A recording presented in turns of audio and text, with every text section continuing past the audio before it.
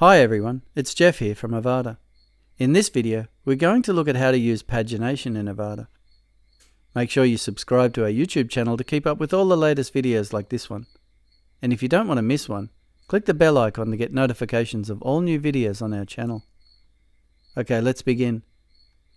Pagination is the act of dividing content into discrete sections or pages to assist with layout and navigation.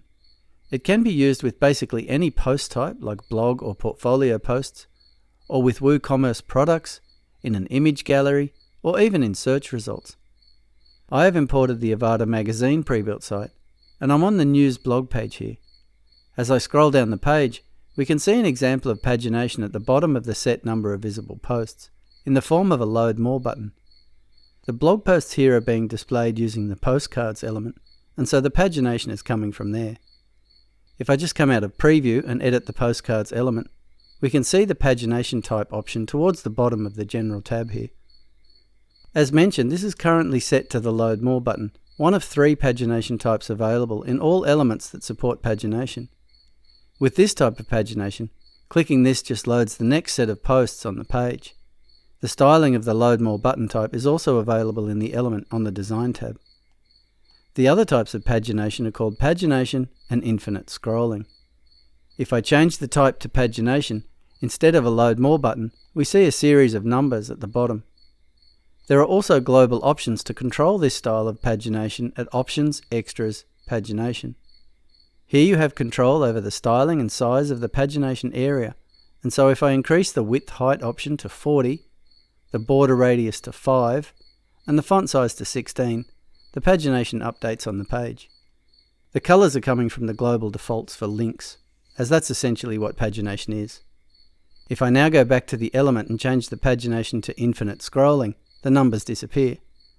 Now this type of pagination can't be viewed in the builder, so if I just save this and go to the front end,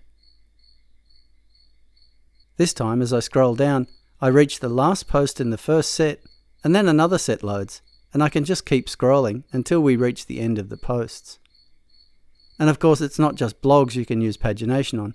Pagination can be useful for any post type grid display, like blogs, portfolios, WooCommerce products, and even galleries and custom post types. The pagination options are the same on all elements that support it, such as the postcards element, the archives and postcard archives elements, the recent posts element, the blog and portfolio elements, the gallery element, and the Woo product grid and Woo archives elements. Okay, so apart from these pagination options, there is also the pagination element. This is used in Avada Layouts for single post displays.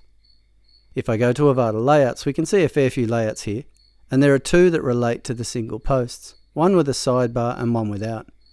So in the Post Page No Sidebar layout, there's a content layout section called Post Content 1.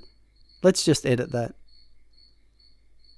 There's no pagination added to this layout section, but let's add one under the main content. Again, with single post pagination, there are 3 layout styles: text, text with preview, or sticky preview. When using text, you get previous and next links across the page, as we can see here. I might just add some bottom margin to this element while I'm here. 100 pixels should do it. Okay, the text with preview layout is what it sounds like, with the same previous and next links, but now with a small preview image and title when mousing over the links. Finally, the sticky preview layout takes the pagination out of the page flow, and you get sticky pagination controls on the sides of the pages.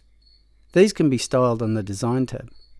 So let me just tweak the style here, and then we can have a look at the various pagination layouts on the front end.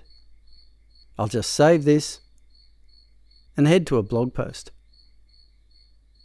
Okay, so here's my example of sticky preview pagination. Here is text pagination with preview, and here it is with the basic text layout. This is added to a single blog post layout here, but again, you can also use the pagination element on any post type single post using a layout, like portfolio items, or indeed any custom post type. Just remember that the pagination element is a layout element, and so is only available when editing page title bar or content layout sections. And finally, mention must be made of the special next page element. This is a type of pagination element that allows you to add a page break after any container element in your content. You can use this element to create a series of linked segments out of one main page. You'd probably most use this on a very long page, but I'll just insert it here under this container on the home page. So I'll click on New Container here, select the Special tab, and choose the Next Page element. It's added to the page below the current container, and if I save the page and then load it on the front end, we can scroll down and see we have split the home page into two, with pagination at the bottom to guide us. Okay, as you can see, there's probably a lot more to pagination than you thought, but Avada is all about giving you options, and with pagination it's no different. Okay, this concludes our video on how to use pagination in Avada. Make sure you subscribe to our YouTube channel to keep up with all the latest videos. And if you have any questions or need assistance, please create a support ticket and our team will gladly assist you. As always, we want to thank you for choosing Avada.